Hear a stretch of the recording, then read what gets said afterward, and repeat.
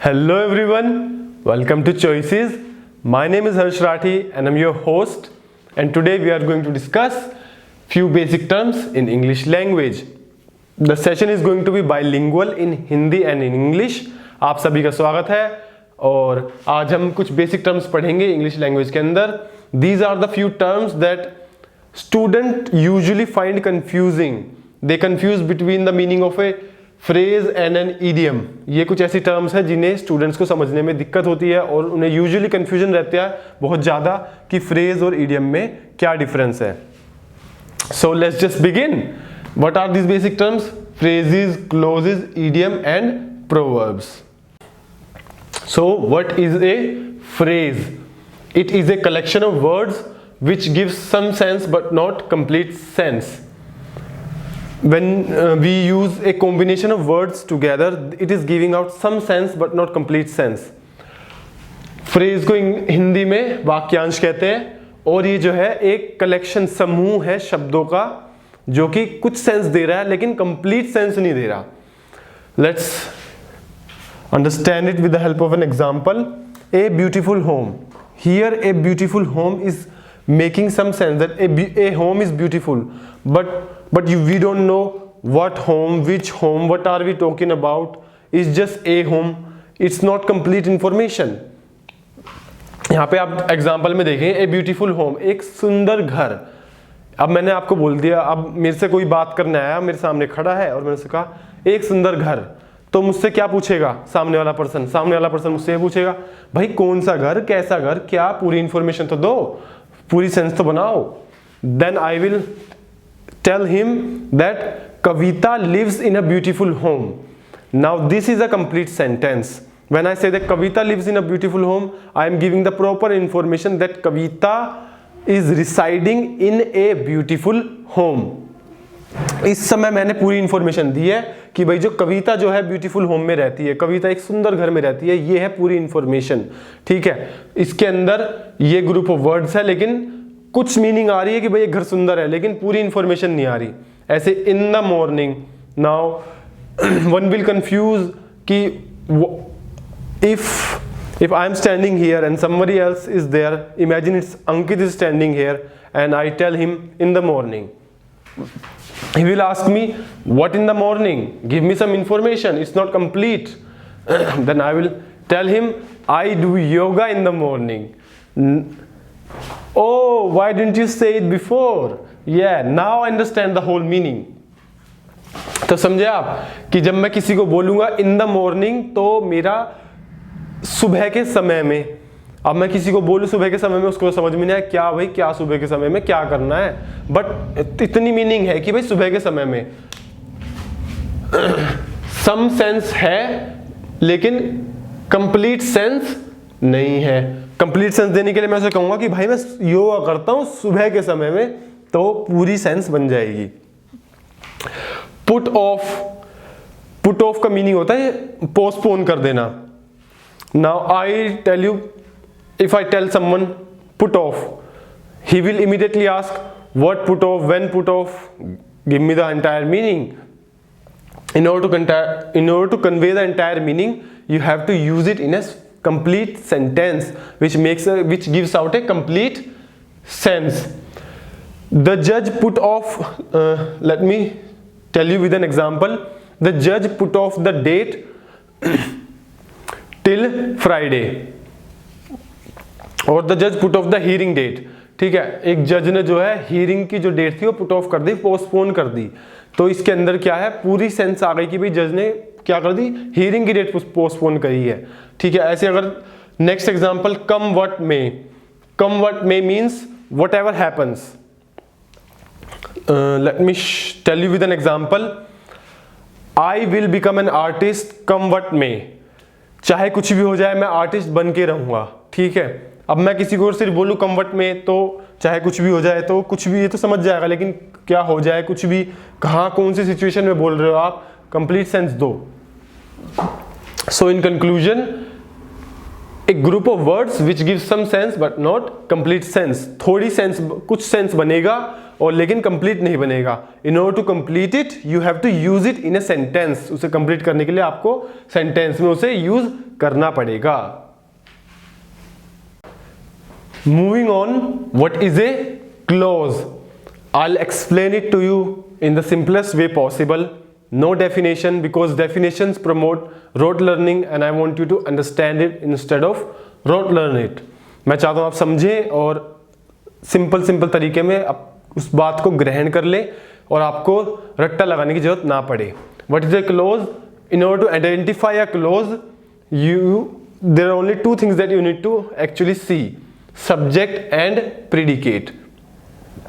Close को समझने के लिए बस आपको एक सेंटेंस में दो ही चीजें देखने की जरूरत है, उसमें सब्जेक्ट होना चाहिए और प्रीडिकेट होना चाहिए। अब सब्जेक्ट और प्रीडिकेट कैसे आइडेंटिफाई करते हैं? What is a subject and what is a predicate? Subject is a person और a thing that we talk about. Subject वो होता है जिसके बारे में हम बात करते हैं, और प्रीडिकेट इज जो भी इसके बारे में इंफॉर्मेशन है। Predicate is the information about the subject और gives out information about the subject, उसे प्रीडिकेट कहते हैं। एग्जाम्पल के तरीके समझते हैं। अब meditation is good for mental health. यहाँ पे सब्जेक्ट क्या है, किसके बारे में बात हो रही है? About what we are talking about, we are talking about meditation. So meditation is our subject. Now meditation is good for mental health. Is good for mental health is the information about meditation, right? So I already told you what is predicate. Predicate is the information about the subject, so the remaining portion is predicate. किसके बारे में बात हो रही है यहाँ पे? Meditation के बारे में। तो जिसके बारे में बात होती है उसे सब्जेक्ट बोलते हैं, और जो उसके बारे में इंफॉर्मेशन है, एडिशनल इंफॉर्मेशन या whatever, जितनी भी इसकी इंफॉर्मेशन उसे प्रीडिकेट बोलते हैं। So the entire thing is, the entire sentence is a clause. Because there is a subject and predicate in this sentence, it makes a clause. चूंकि sentence के अंदर एक सब्जेक्ट है, एक प्रीडिकेट है, तो इसीलिए ये एक क्लोज बनाता है। Now let's see example 2. He speaks one thing but he does another thing. How many clauses are there in this sentence? There are two clauses in this sentence, and how can you identify them? What are we talking about? He is our subject. Speaks one thing is the information about the subject, so this is a predicate. But is a conjunction, and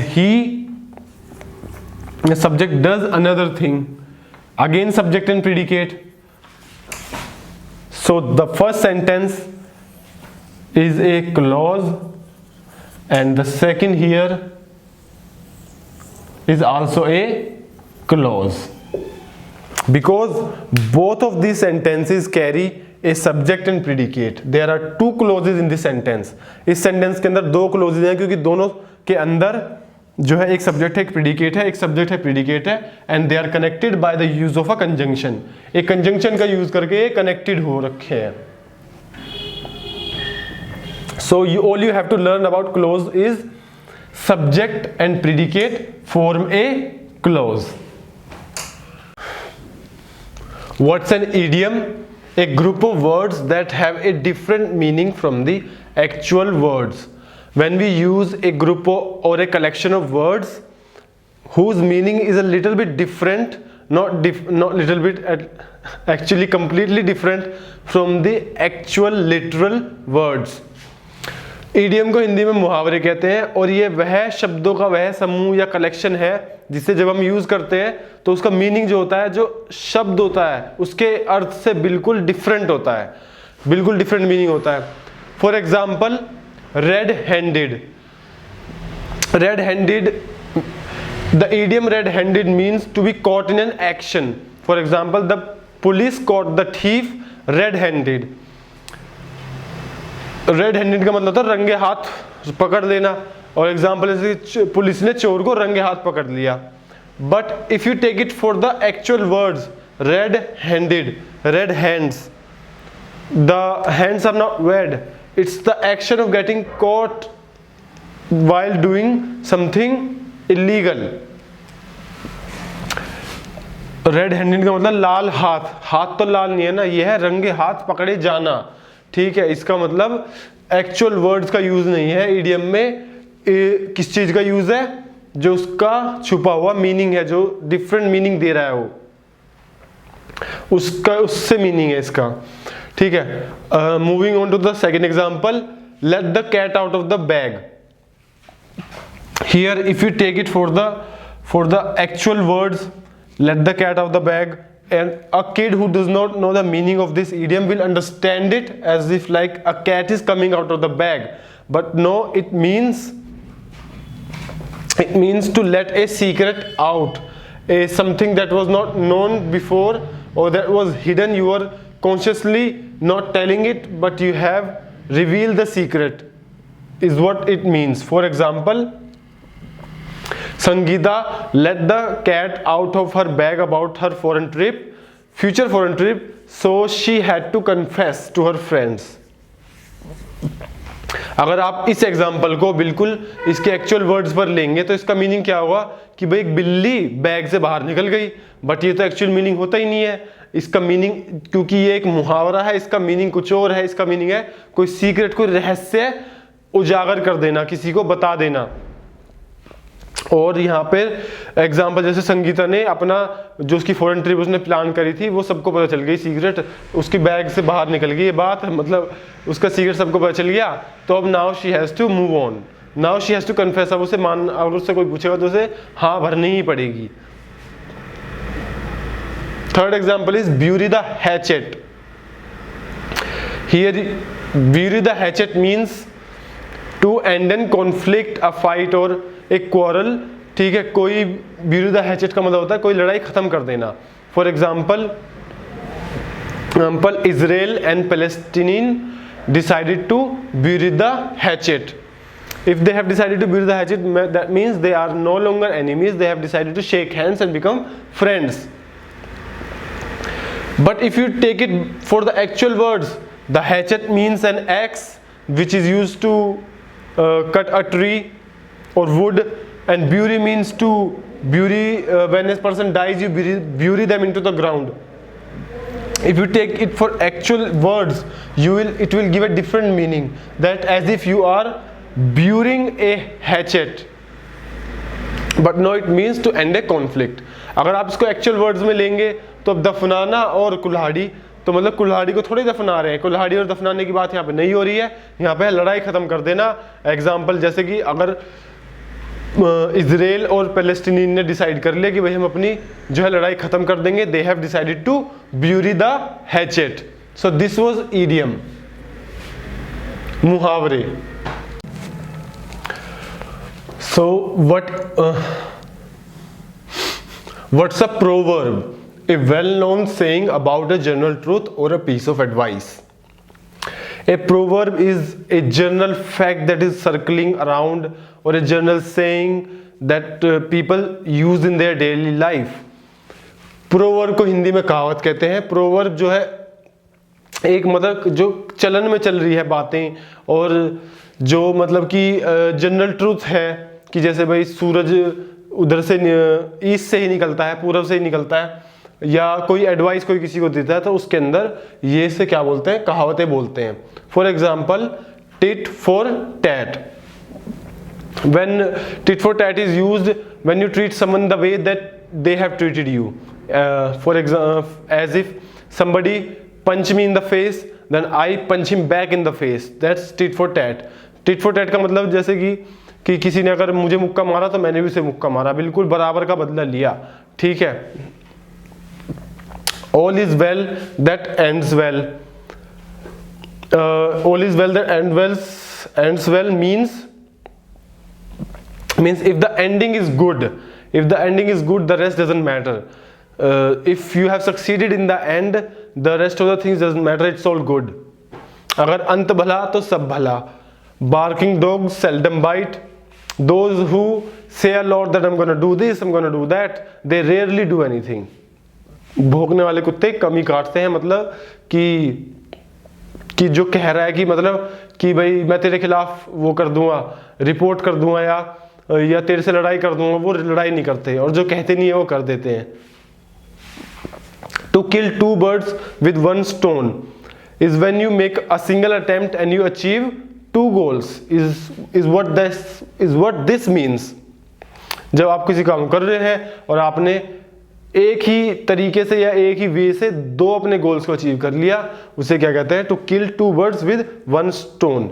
so this is a proverb. कहावत नाम से पता चल रहा है कि जो मतलब कहन में जो हम बोल रहे हैं, नॉर्मली बातें चल रही हैं, पुराने जमाने से कहावत बन गई है कि उस टाइम में कभी यूज हुई थी और ये चलन में अभी तक यूज होती जा रही है. If you like my video, feel free to subscribe, hit the thumbs up button and stay tuned for more videos.